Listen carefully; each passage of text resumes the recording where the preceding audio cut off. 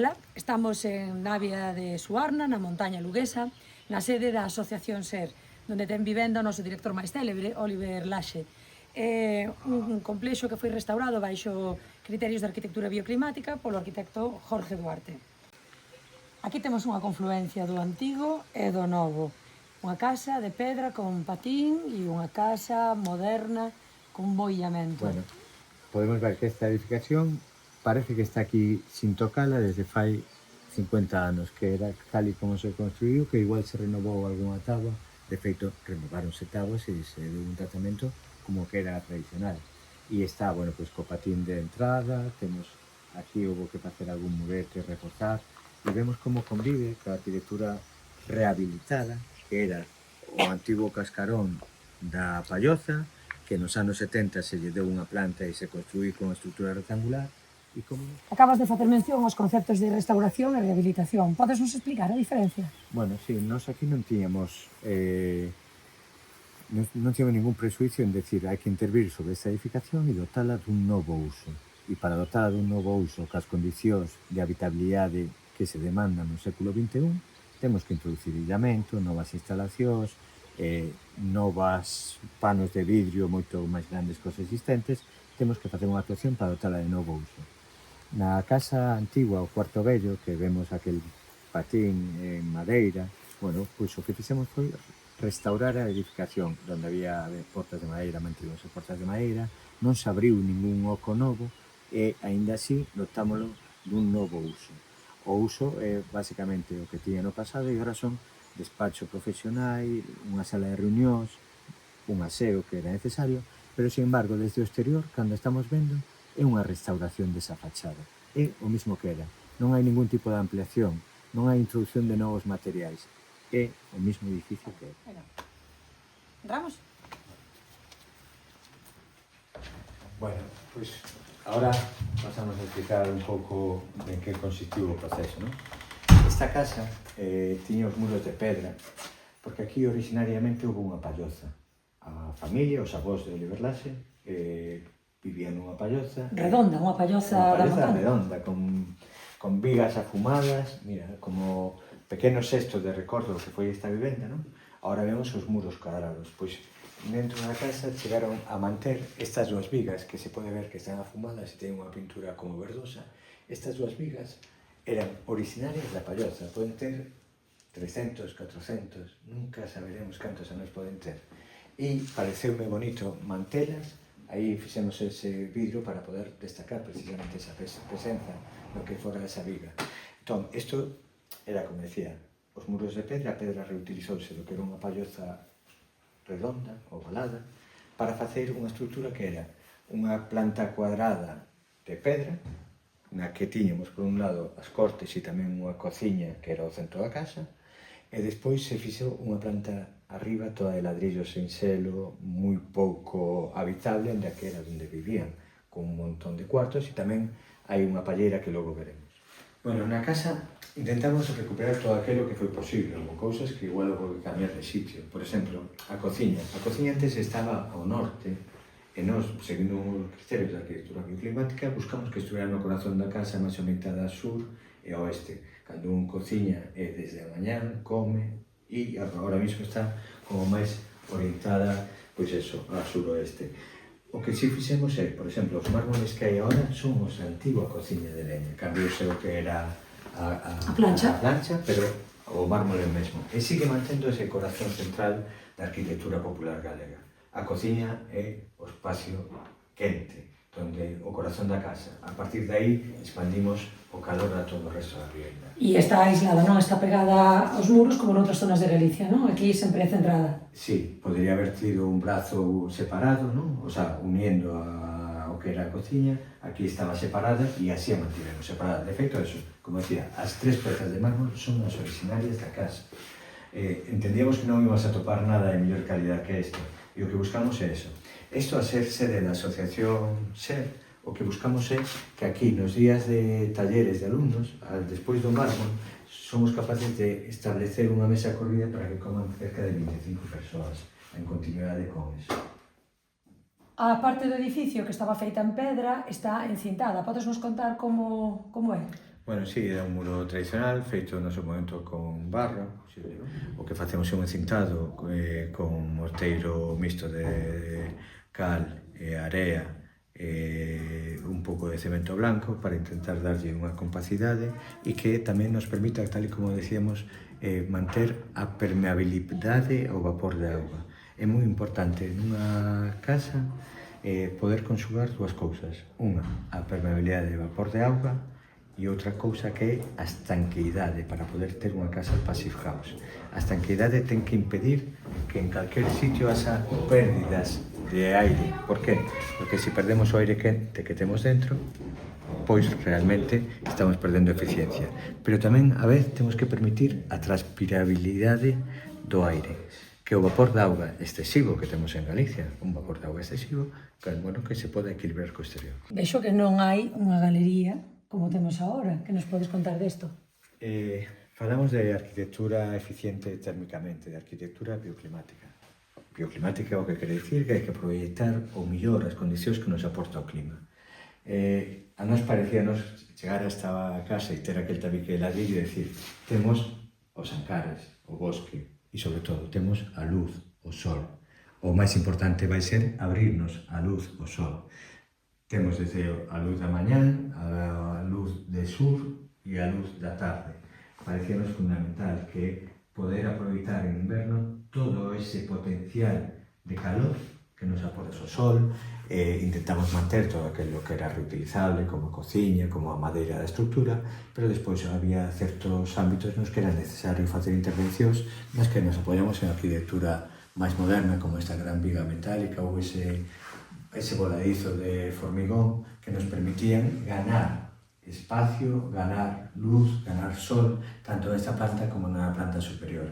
Entón, o que facemos é ter un respeto máximo pola arquitectura tradicional, pero sabendo que se temos que intervir con criterios contemporáneos, facémoslo. Hai materiais que hoxendía poden ser máis eficientes con sistemas tradicionais ou con materiais tradicionais, pero aplicando novas tecnologías. Por exemplo, moita xente pode pensar que unha carpintería como esta, de aluminio ou de PVC, era máis eficiente. Esta, que está feita de castiñeiro laminado, o castiñeiro que sempre se usou aquí, que temos nos bosques, con castiñeiro laminado facemos unha perfilería de madeira moito máis eficiente térmicamente que calquera desos materiais innovadores que nos venden como aluminio ou PVC e, sobre todo, respetuosos co medio ambiente e con produción aí, con economía circular e con un respeto pola sostenibilidade real.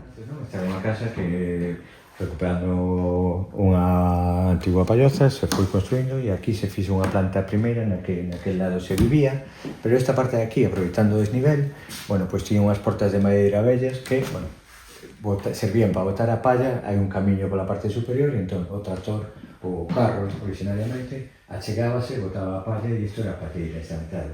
Hacia lá quedaban os cuartos onde vivían as persoas, abaixo había unha cociña e as cuadras para os animais. Pero nos pareceu moi importante manter este espacio diáfano e tamén aquí podemos observar outra cousa importante.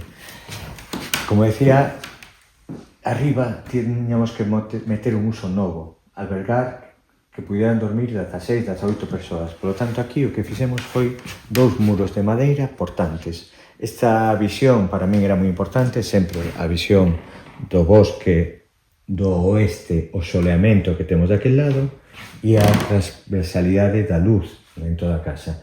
Bueno, pois hai 2 muros portantes de entramado lixeiro de madeira que nos permiten darlle resistencia ás trechas originarias.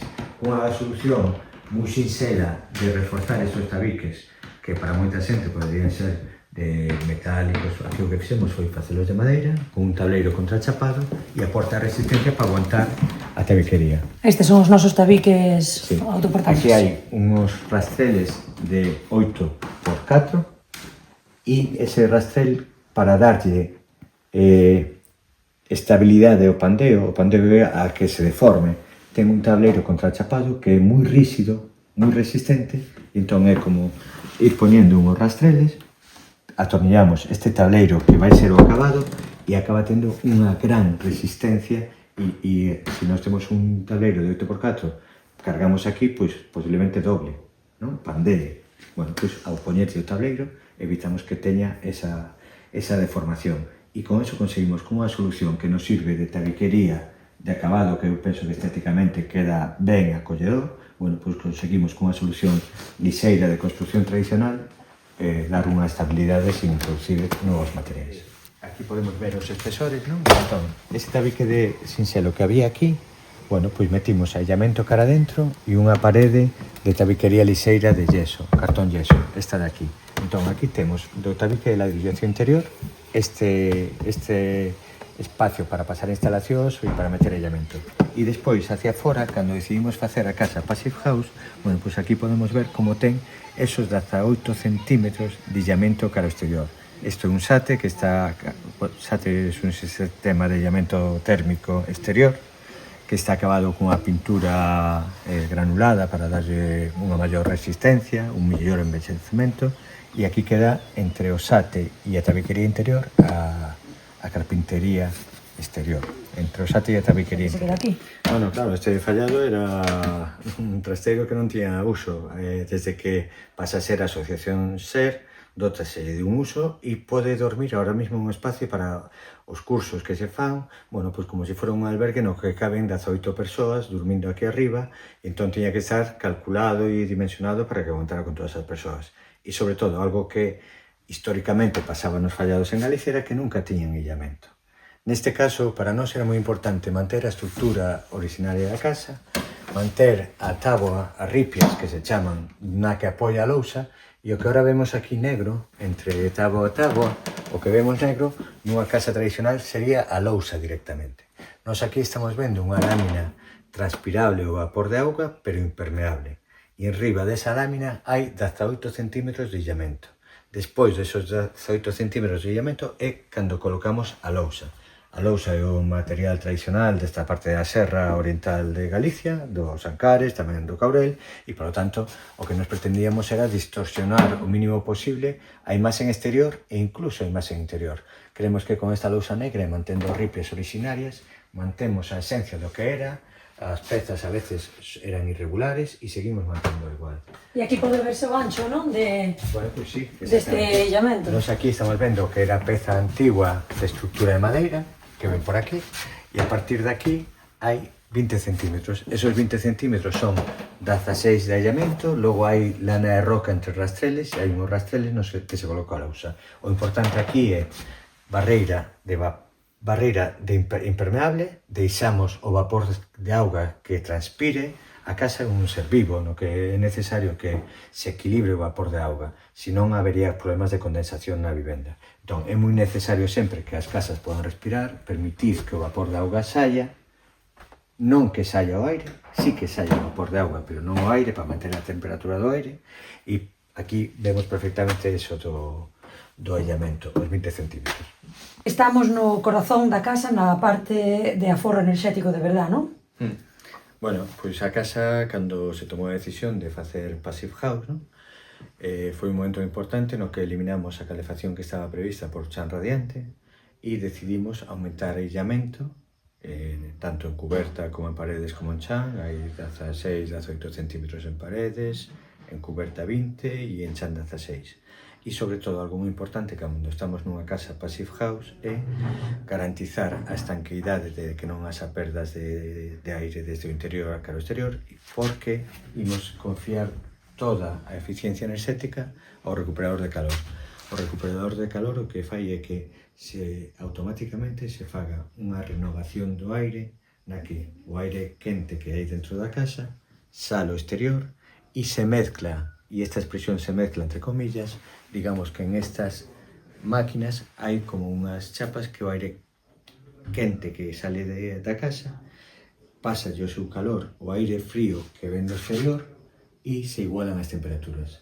Digamos que en isto que é o corazón, que é o recuperador de calor, ven aire de fora a unha temperatura fría do exterior, se mezcla teóricamente a temperatura, intercambio a temperatura co aire que está no interior.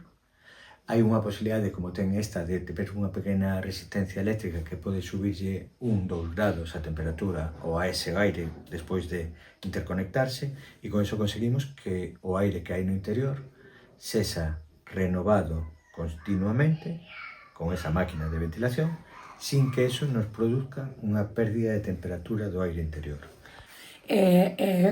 Insisto, non hai calefacción ningunha na casa. Bueno, hai unha cociña de leña, a mesma cociña de leña que había na casa históricamente desde os avós de Oliver, e unha chimenea no salón, unha chimenea de leña, que son as que aportan calor a casa. E eses dous tanques? Bueno, esos son os depósitos de auga quente. A auga quente sanitaria, auga quente de utilización normal na casa, ven a través de aerotermia. Hai dous depósitos interiores e hai unha unidade exterior de aerotermia, unha unidade que está detrás de unhas tablas de madeira para estar totalmente tapada, pero que permite a ventilación de esa máquina, que é como, para alguén que poda entender, como unha unidade de aire acondicionado exterior, que é o que todos temos así un pouco na imaxe, pois está aí fora no exterior, está con as tablas por diante deixando ventilación, e con eso se quentan os dous depósitos de auga quente. Moitas gracias, Jorge, moitas gracias, Oliver, por pensar sempre en clave de ecoloxía e de país e por compartilo con nós.